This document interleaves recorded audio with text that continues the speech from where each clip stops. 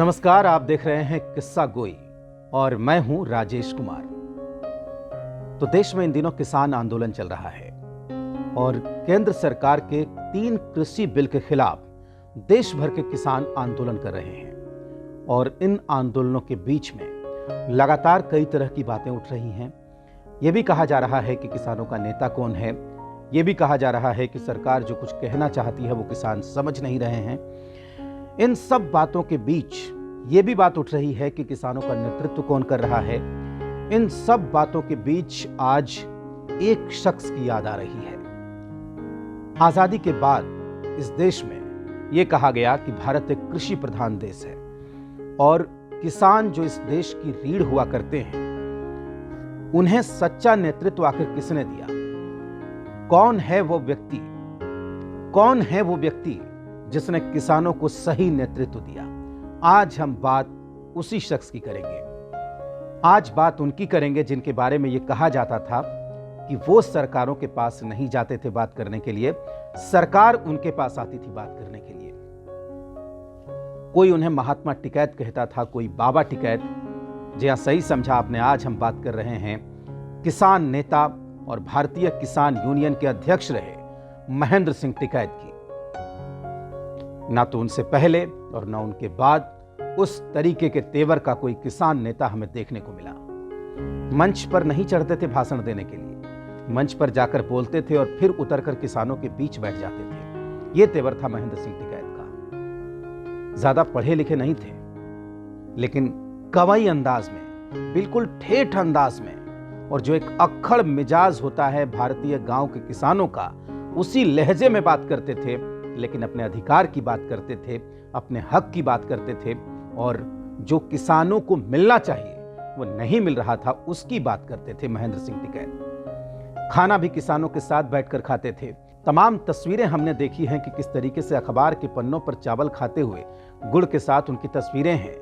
महेंद्र सिंह टिकैत किसानों के नेता थे, किसानों के बीच रहते थे, जुझारू थे, और कभी उन्होंने किसानों के हित के लिए अपने पांव को पीछे नहीं किया।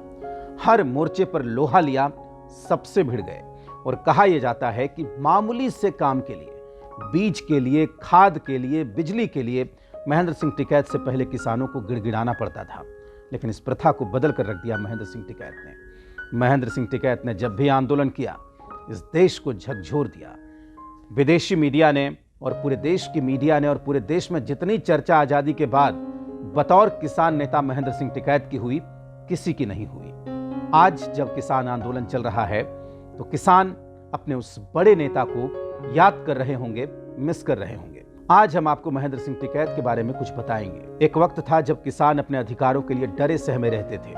वे जब सरकारी दफ्तर जाते थे तो डरे सहमे अधिकारियों और कर्मचारियों के चक्कर लगाते थे कि उन्हें थोड़ा खाद मिल जाए, उन्हें थोड़ी बीज मिल जाए।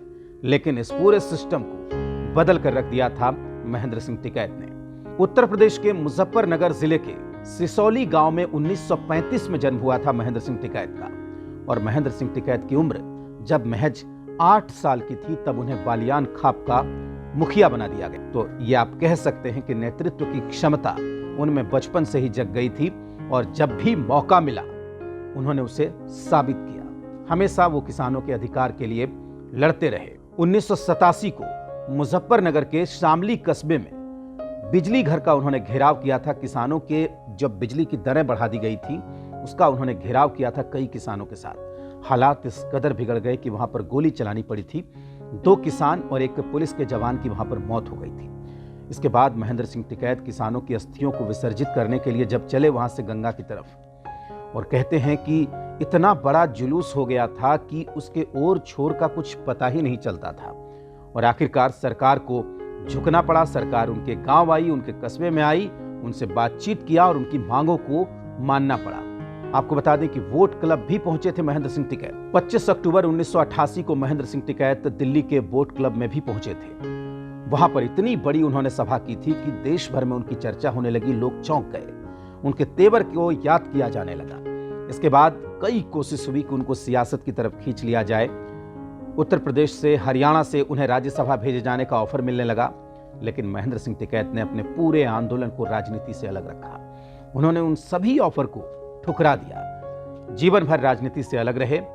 उन्होंने अपने तमाम शुभचिंतकों को भी कहा कि सियासत अलग है और किसान आंदोलन अलग है।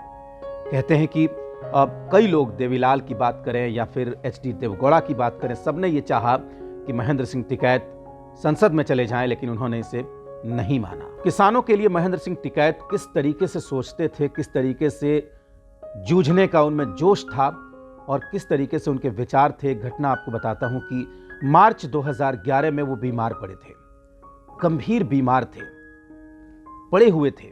आप कह सकते हैं कि मृत्युशैया पर पड़े हुए थे। उस वक्त के प्रधानमंत्री मनमोहन सिंह ने खबर भेजा कि सरकार अपने खर्चे पर बेहतर जगह पर इलाज कराना चाहती है महेंद्र सिंह टिकैत का।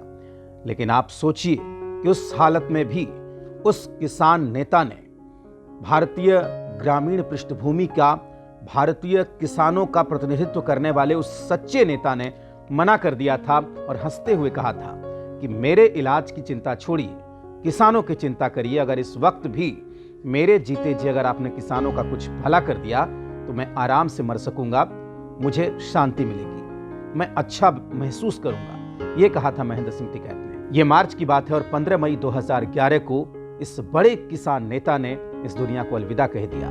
वो चले गए, लेकिन जिस तरीके से वो आजीवन संघर्ष करते रहे किसानों के लिए, उनकी मिसाल आज भी कायम है। किसान आंदोलन के दौरान उनके बेटे सक्रिय हैं। राकेश टिकैत की बात करें, चाहे नरेश टिकैत की बात करें, भारतीय किसान यूनियन की उन्होंने स्थापना की थी, जिसके वे अध्यक्ष रहे।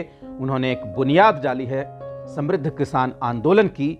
और जब भी इस देश में किसान आंदोलन की बात होगी, जब भी इस देश में किसान आंदोलन का जिक्र होगा, महेंद्र सिंह टिकैत की चर्चा जरूर होगी। तो आज के लिए किस्सा गोई में बस इतना ही।